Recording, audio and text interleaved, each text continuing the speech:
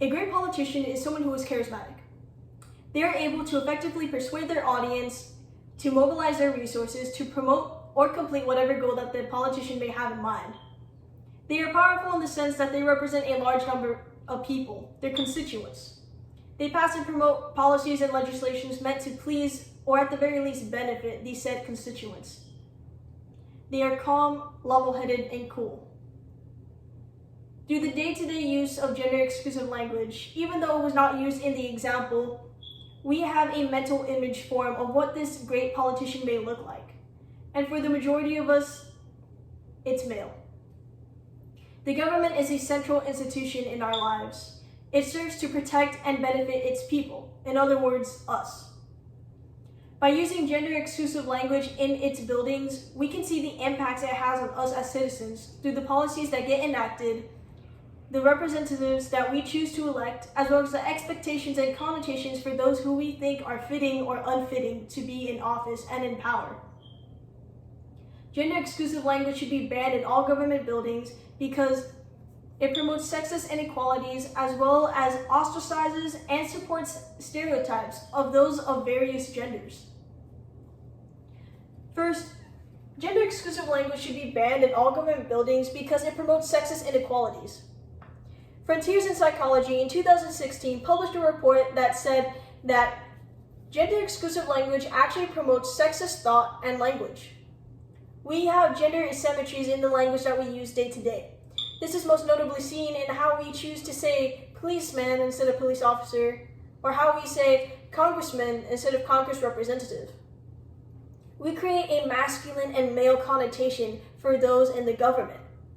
It's not that we don't accept women and other genders into this field, it's we don't expect them to actually participate or even make it there. Furthermore, in the same article, it was found that there's a male mental bias in the representations that we have. As previously mentioned, we form a male and masculine connotation. As a result, females and other genders tend to feel ostracized and left out of government participation.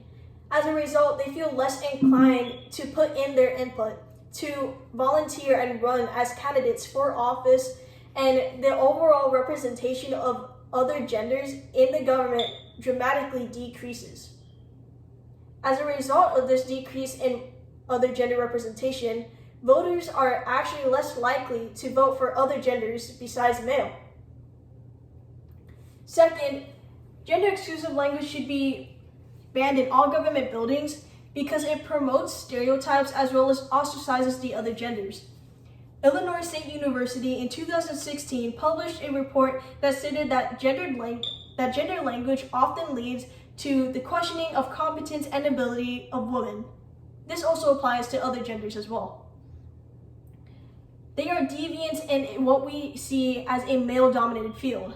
While this may be celebrated, it is actually not a cause for celebration due to the fact that their abilities are often doubted, if not hindered, due to the fact that they do not meet the gender expectations of what we think. In other words, because they are not the correct gender, quote unquote, their abilities are severely doubted and hindered. Furthermore, this is seen in the female representation in Congress today. Even though we have the most female representation in Congress in history, it is still only 1/4 of Congress today. In the same article, it was found that gender-exclusive language also promotes stereotypes. Because of these gender deviants in breaking the norms, they are often seen more masculine than what their gender actually says they are. Their other traits, for example, if they are female, their feminine traits are often downplayed while their masculine ones are emphasized. They are seen not as their gender. They are quote unquote different from other individuals of their gender.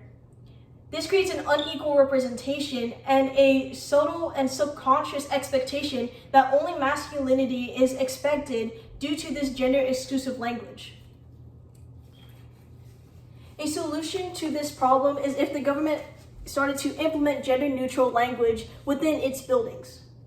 One way it could do so is when policymakers and legislators create new bills or proposals, the government can enact laws that force them to use, if not entirely already use, gender-neutral language.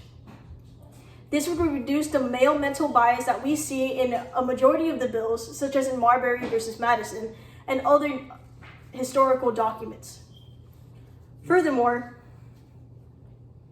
they could pass, if passing laws is considered too forward for this time, there could also be information sessions that heavily criticize the use of gender-exclusive language and promote gender-neutral language in order to drive the point that it is important to have equal gender representation in our government today. Although this would be a slower change, it would prove to be more permanent.